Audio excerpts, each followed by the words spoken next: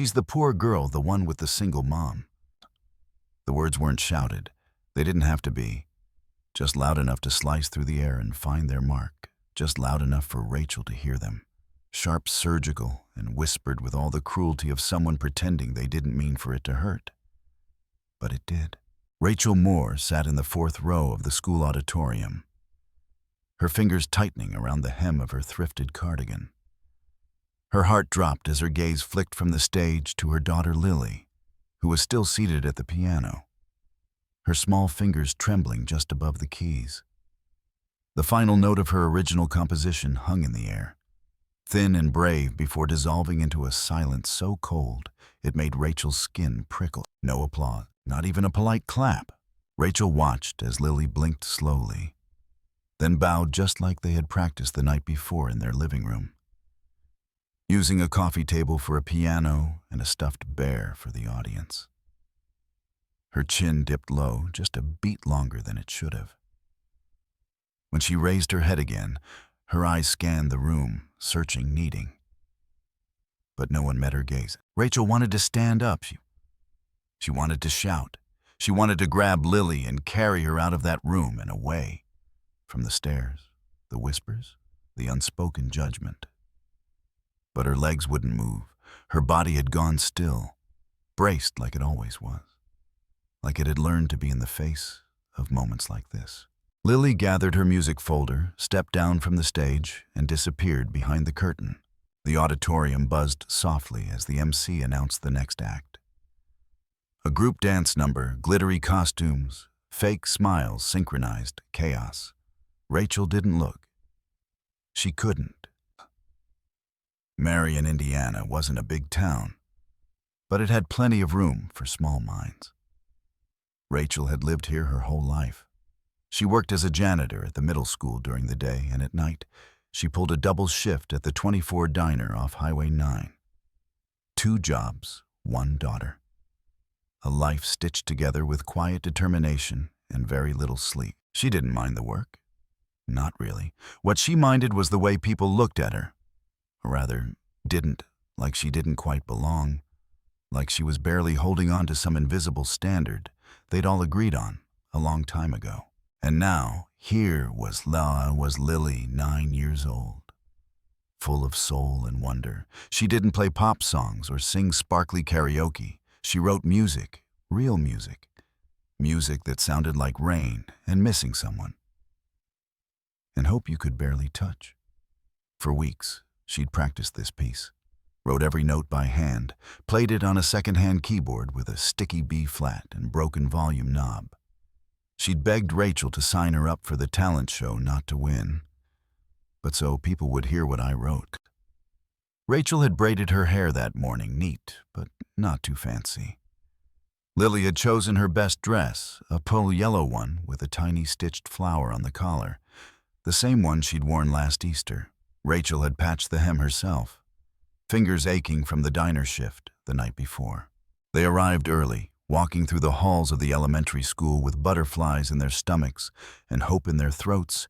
Backstage, other kids giggled and posed their parents snapping photos, their outfits sparkling under fluorescent lights. Lily waited quietly, music folder clutched to her chest like armor. And now this. Now Rachel sat frozen in her seat as the applause roared for a group of sequin dancers who hadn't even finished yet. She glanced toward the side of the stage, wondering if Lily was still standing there, alone, waiting, swallowing it all down like Rachel had done too many times before. The words from earlier echoed again, the poor girl, the one with the single mom, as if they'd been sewn into the fabric of the room. Rachel pushed herself up from her chair, her knees unsteady. She was going to get her daughter. Enough was enough. And then something shifted. A man, tall, older, dressed in a muted gray suit, stood up from the back row. He had been silent the entire time, unnoticed, but now every head began to turn as he made his way slowly down the center aisle. He didn't rush, he didn't speak. He simply walked deliberate and calm, as if he belonged there, in a way no one else did. The chatter died. The next group paused mid-setup. Even the judges sat up straighter, eyes narrowing in confusion. Rachel froze halfway between her seat and the aisle, her breath caught in her throat. Who was he? What was he doing? The man stopped in front of the stage, turned toward the panel of judges, and spoke in a voice that carried effortlessly to the back wall. Excuse me. Would it be all right if I borrowed the microphone? There was a pause, a full stunned moment of disbelief. Then one of the judges, a man in a burgundy blazer with slicked back hair, nodded once. A student stagehand handed the mic to the stranger. He walked to the center of the stage and turned to face the audience. His posture was straight, his expression calm. My name is Dr. Elias Monroe. He said, his voice deep but kind. I wasn't supposed to be here tonight. My flight home was canceled, so I came to see my niece perform. But what I witnessed just now stopped me cold. He paused, scanning the crowd. People leaned forward in their seats. Rachel's heart pounded. I've taught piano for 30 years. Conservatories competitions, master classes. But very few compositions have moved me the way that little girl's piece did.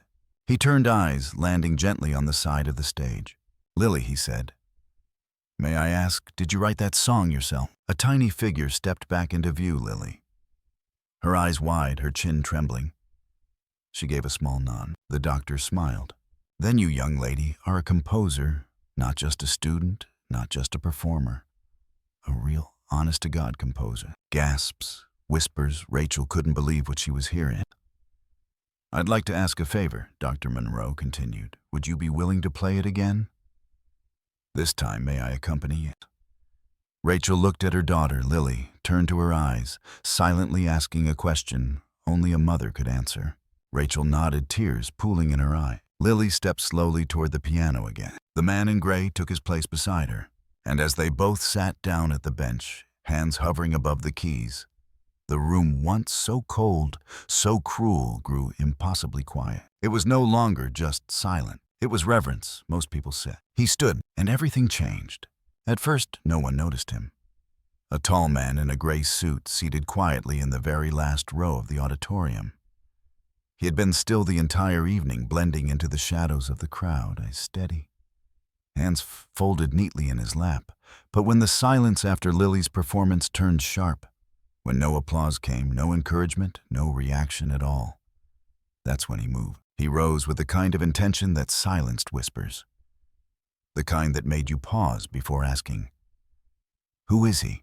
Rachel felt her breath catch. She was still frozen in her seat, heart thudding painfully against her ribs. Lily had just walked off stage, eyes downcast, clutching her music folder like a shield. Her daughter had poured her heart into that melody, and the world had given her nothing back but pity and judgment. Rachel had already started to stand. She was going to take Lily by the hand and walk them both out of that school. Out of that night, maybe out of this whole town if she had to. But something about the man in the gray suit made her pause. He stepped into the aisle, his stride unhurried. The room shifted. Teachers turned their heads, judges sat straighter, parents leaned in. Then he spoke. Excuse me, he said gently, his voice like velvet with age. Would it be all right if I borrowed the microphone for a moment? There was a beat of uncertainty. The judge in the center, a woman in a red blouse who had barely looked up during Lily's performance, whispered something to her colleague. A student volunteer, maybe a fifth grader, hesitated, then handed the microphone over. The man stepped forward. His presence was calm but commanding. And when he spoke again, the room stilled. My name is Dr. Thomas Whitaker. I came here tonight to watch my granddaughter perform. I didn't expect to speak. But sometimes he paused, eyes scanning the audience. Silence demands a response. He turned his gaze toward the side of the stage, where Lily stood frozen in the shadows, half hidden behind a curtain. Young lady, he said, may I ask, did you write that piece yourself? Lily's eyes widened. She looked toward her mother, unsure whether this was a dream or a setup. Rachel nodded, barely able to breathe. Lily stepped forward slowly. Yes, she said softly. Dr. Whitaker smiled. Not wide, but warm. It was beautiful, haunting, honest. He looked back at the crowd. I've taught piano at the collegiate level for nearly 40 years. I've listened to thousands of auditions, but rarely do I hear something that feels like a voice, rather than just a song. He turned back to Lily. If you would be willing, he said gently, I'd be honored to accompany you. Just a light touch on the keys. Would you consider playing it again? There was a murmur in the audience. A couple in the front row exchanged confused glances. A woman with a designer purse who whispered something sharp to the man beside her. But Lily didn't hear any of that.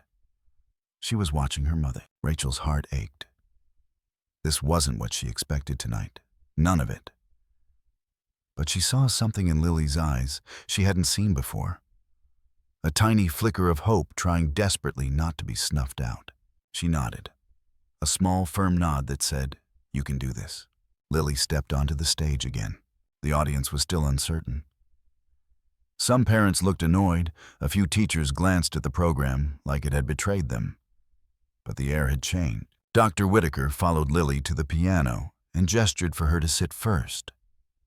He sat beside her, just enough to share the bench, not to dominate it. He didn't take over. His hands hovered above the lower end of the keyboard, waiting, letting her lead. And then, she began. The first notes floated into the room like a whispered memory. This time they weren't swallowed by silence. They were answered softly, respectfully, by Dr. Whitaker's accompaniment, just a few grounding notes beneath her melody, like roots under wings. Rachel could hardly believe what she was witnessing. It was still Lily's song, still her voice, but now it had a second heartbeat. It pulsed and shimmered with new life, rising and folding back into itself like ocean tides. Dr. Whitaker never overpowered her. He followed, supported, lifted, and slowly the room began to shift. One by one, the distractions disappeared. The judge in the maroon blazer set down his clipboard. A group of kids in the back stopped whispering. The woman with the gum stopped chewing. Even the lights felt different, like they had dimmed just slightly to give the music more space. Rachel's throat tightened. She had always believed in Lily's talent. She had seen it in the late nights, the quiet hums, the way her daughter would stare out the window and then suddenly run to the keyboard, like chasing something only she could hear. But tonight, for the first time, someone else believed it too. The final note rang out delicate and whole, and this time the silence that followed wasn't empty. It was reverent. Then came the applause, not polite, not pitying, real. It started with a few hands, then a wave, then a standing ovation. Parents stood, teachers stood. Even the principal, usually stone-faced, was clapping with both hands, eyes wide in wonder. Lily looked stunned. Her lips parted, her fingers still rested on the keys. She turned to Dr. Whitaker and he whispered something Rachel couldn't hear. Whatever it was. It made her smile, a full, genuine smile that reached her eye. She stood bowed again this time, not with hesitation, but with confidence, and the crowd roared. Rachel stood too. She didn't realize she was crying until a tear fell onto the back of her hand. She didn't wipe it away. She just stood there, hands to her heart, watching her daughter stand tall in the spotlight she had made for herself. When Lily walked off stage, she ran straight into her mother's arms. "I did it," she whispered. "You did more than that," Rachel replied, hugging her tightly. "You made them hear you." Dr. Whitaker approached them quietly. "You have quite a daughter, Miss Rachel Moore." He shook her hand gently. "Rachel, your daughter has something rare. That wasn't just talent. That was truth." Rachel opened her mouth, but no words came. She just nodded, swallowing the lump in her throat. Dr. Whitaker handed her a small card. "It's not much," he said. "But if you're open to it, I work with a youth foundation that mentors young musicians. We run weekend intensives, private guidance. Lily wouldn't need to audition. I already heard everything I need." Rachel stared at the card. The name, the address in Indianapolis. It felt surreal. "I can't promise we can afford anything fancy," she said honestly. He smiled. "That won't be an issue. This isn't about privilege, it's about potential." Lily looked up unsure. Rachel crouched beside her, brushed a strand of hair from her face, and said softly, "Do you want to try?" Lily nodded. Dr. Whitaker tipped his head in farewell, then turned to disappear back into the crowd. As the room began to empty, Rachel remained seated with Lily beside her, her daughter's small hand gripping hers tightly. She didn't need to say anything, because for the first time in a very long time, the world had answered back, not with scorn, not with pity, but with music. And this time Lily played not to be accepted. She played because someone was finally listening, and that changed everything. The same notes, a different world. When Lily sat back down at the piano, I could barely breathe.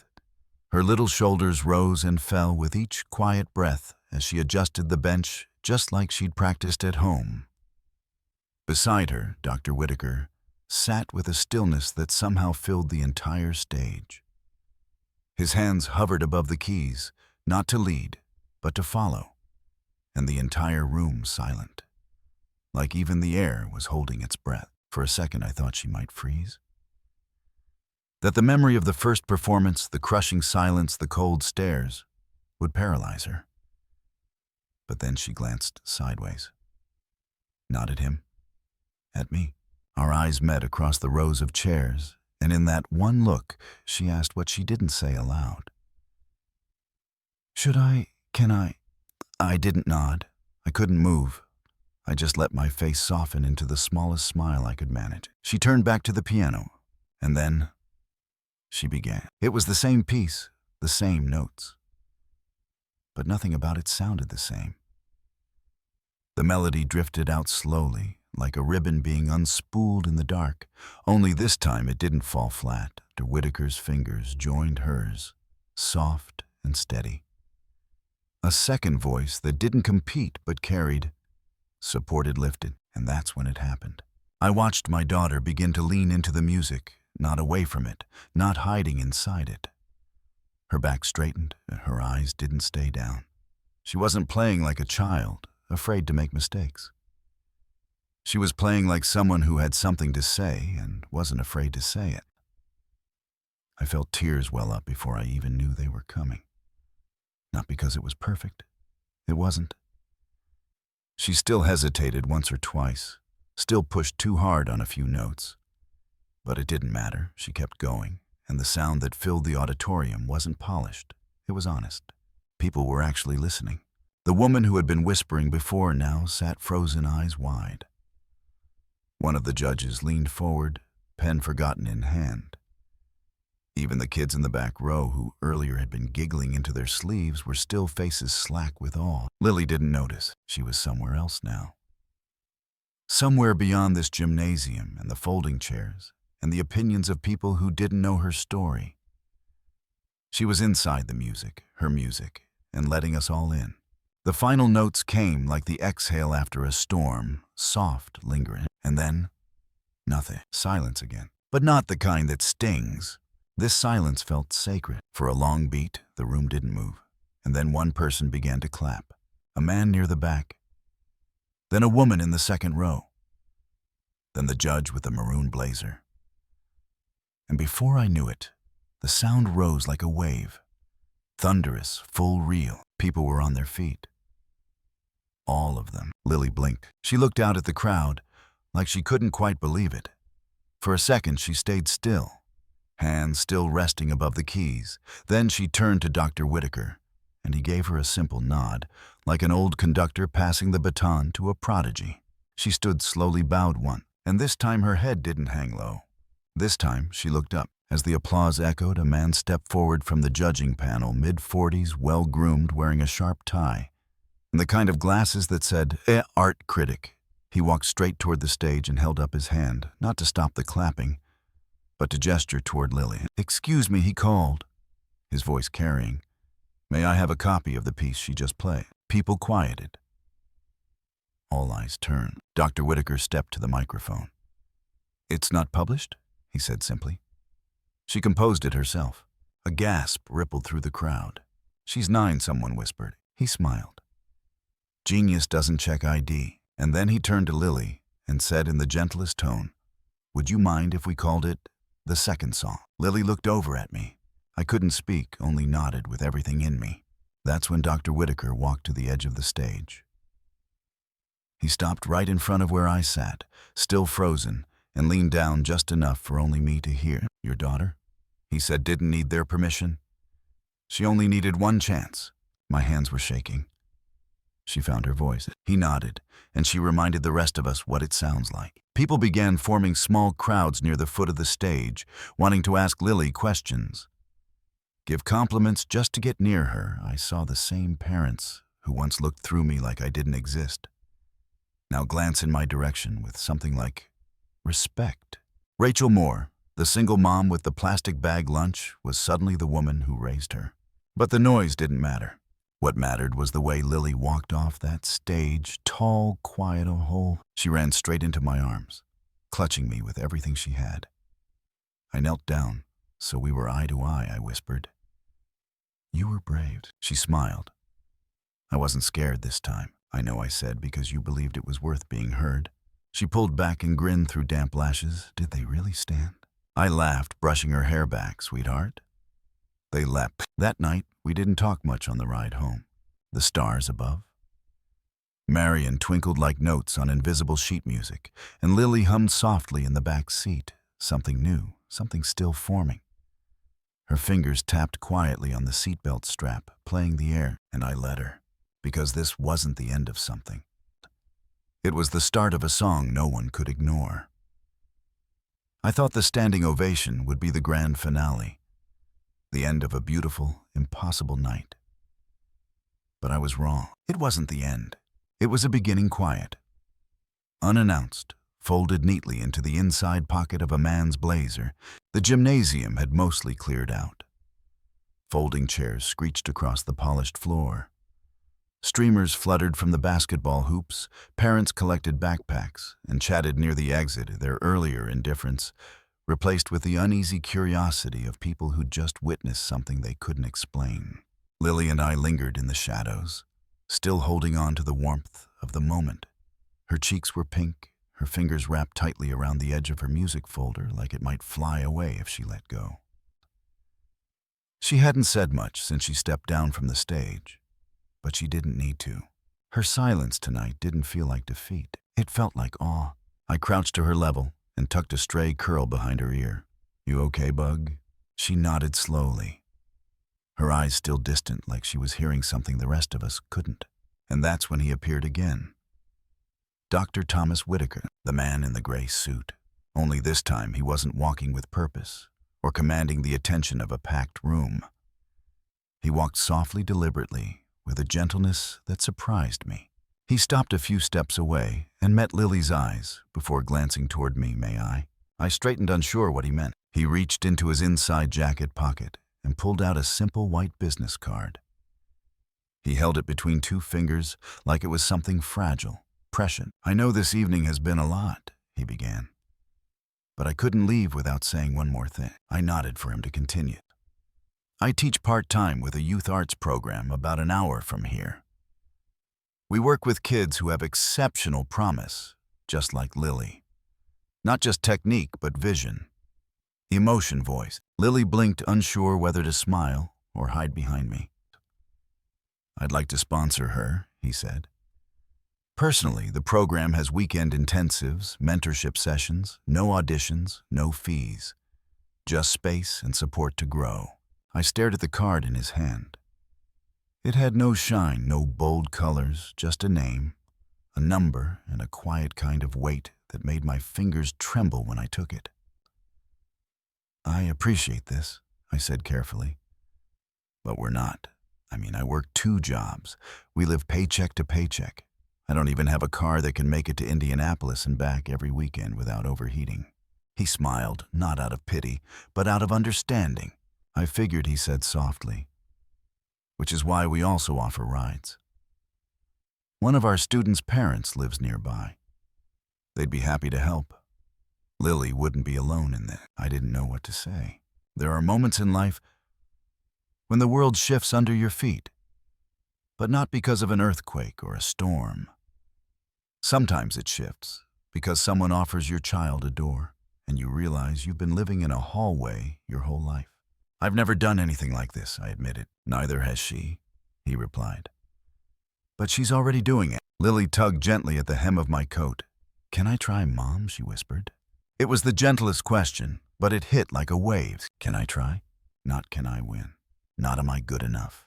Just, can I try? And right there, in the middle of a nearly empty gym with crepe paper on the floor and fluorescent lights buzzing above us, I realized how much I wanted to say yes, not for me, not because of pride or ambition, but because she needed to hear it. She needed to know that her voice mattered enough to be nurtured, that trying wasn't something she had to earn. I crouched again, both hands on her shoulders.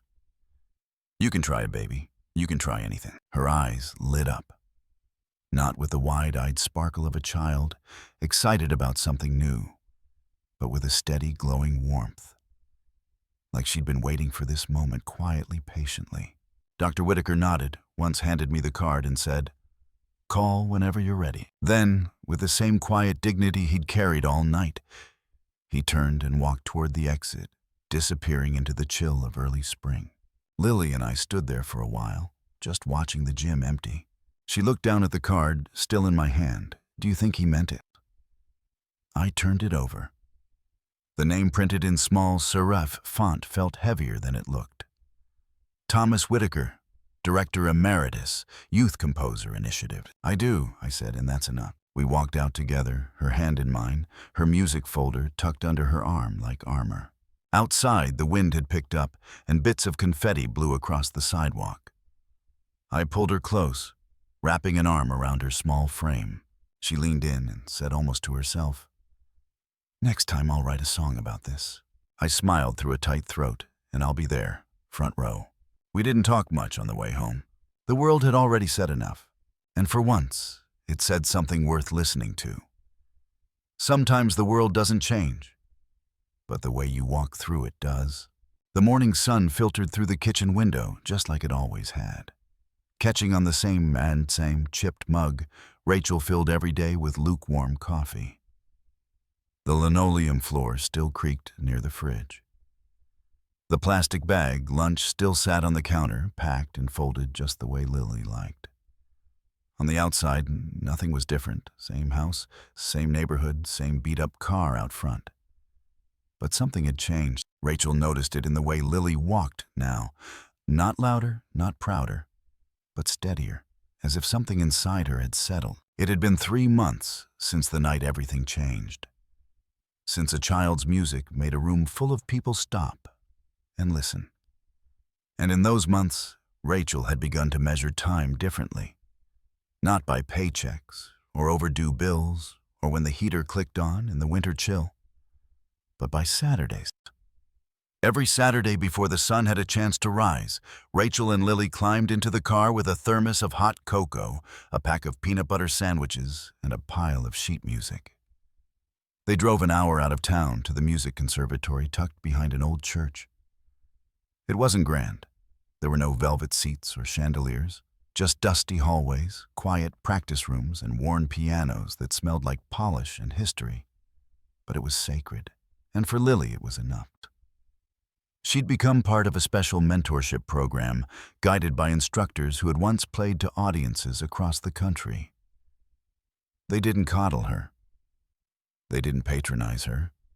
They listened, and in their listening, they made her better. Rachel watched from the hallway most days, a cup of vending machine coffee in hand, pretending to scroll her phone while her ears stayed tuned to every note. She watched Lily disappear into her music, no longer the quiet girl with the grocery bag lunch, but someone else entirely. Someone she was still becoming. But with growth came doubt. One cold February morning, an instructor pulled Rachel aside after Lily's session. "She's ready," the woman said, a soft urgency in her tone. "There's a youth recital next month in Ohio. It's not formal, just a chance for young composers to be heard by other artists. I think she should go." Rachel nodded slowly, lips pressed tight. "I'll think about it." But inside, her chest tightened. Ohio wasn't far, but far enough. Gas money, hotel, food. And she couldn't miss her shift that weekend if she did. She'd lose the extra hours that kept the lights on, more than that. The fear returned, the same fear from that night in the school auditorium. that if she wasn't there, she couldn't catch Lily if she fell again. That evening back home, Rachel reheated soup and tried not to let her worry show Lily, sitting on the floor with her keyboard played absent-mindedly, fragments of songs drifting like questions. Finally, she stopped. "Mom," Rachel looked up. "If I went to Ohio, would that be okay?" Rachel hesitated. I don't know if I can go with you, honey." "I know," Lily said, her voice calm, "but I'm not scared this time." Rachel blinked. The words landed heavy and light all at once. Lily turned her gaze back to the keys, her fingers hovering above them. "I know who I am when I play. I didn't before, but I do now." Rachel walked over and sat beside her on the floor. She looked at her daughter, the same freckled nose, the same soft brown eyes, but something else had formed, a quiet certainty. And suddenly Rachel realized it wasn't her job to lead anymore. It was her turn to step back and believe. "Then go," she said, voice trembling. "Play, and let the world hear you." The days that followed were full of phone calls, emails, and borrowed help. Dr. Whitaker offered to drive Lily and stay with her through the recital weekend. Rachel hesitated. Wasn't it supposed to be her? But when she looked at Lily, she saw no fear, only trust. The night before the trip, Lily packed her things with the precision of someone far older than 9. Rachel hovered in the doorway, wanting to say something, anything that would be wise or poetic or just right. But Lily beat her to it. "I'll write a new piece," she said, looking up. "One about this," Rachel smiled, "and I'll be there when you play it, front row." The house felt quiet that weekend. Too quiet. Rachel cleaned out the closet. She baked banana bread even though they didn't have overripe bananas. She sat on the porch for too long, with a blanket and a mug of tea, listening for music that wasn't there. But when Sunday night came and Lily walked back through the door, Rachel saw it again, that same steadiness, that same light. Lily didn't say much, just hugged her mom tightly, then walked into the living room and pulled out her music notebook. A new story already forming. A few nights later, Rachel sat on the couch folding laundry while Lily practiced in the other room. At first, the notes were soft, familiar, in a way that made Rachel pause. It was the same song. The one from that first night, the one no one clapped for. But this time, it was different. The melody no longer stumbled. It soared. It didn't plead for attention. It demanded presence. It filled the house with something full and beautiful and whole. Not louder, just clearer, as if the notes themselves had grown up. Rachel set the laundry aside and walked to the doorway. She didn't say anything, just leaned against the frame and listened. Lily didn't look up. She didn't need to. Rachel smiled. She's still playing the same song, but now the whole world is listening, including me. Watching Lily's journey reminds me sometimes all it takes is one moment of courage, one person who truly listens to shift an entire life. This isn't just a story about music, it's about being seen, about quiet voices finally being heard, about a mother who didn't have much, but gave her child the one thing that mattered, belief. We don't need applause from the world to know our worth. But when it comes, it's powerful. And maybe that's the lesson here. Never underestimate the strength of a small voice played with truth. If this story touched something in you, if you've ever felt overlooked or silenced, let us know in the comments. Share your moment. And if you believe more people need stories like this, please subscribe, and stay with us. Because these aren't just stories, they're reminders of who we are and who we can still become.